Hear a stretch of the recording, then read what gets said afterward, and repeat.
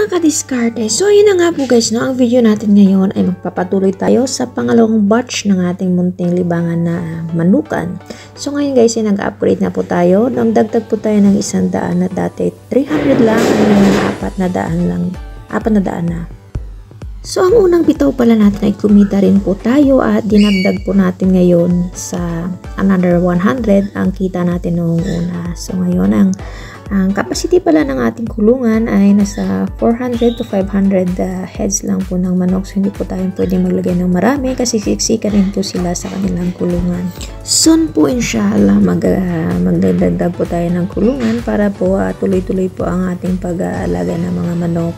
So yan po, dumating na po ang ating mga order na mga sisiw. Sisimulan na po natin ngayon ang pag-aalaga. So follow for more video at update ng aming mga susunod pang mga ganap. Maraming salamat!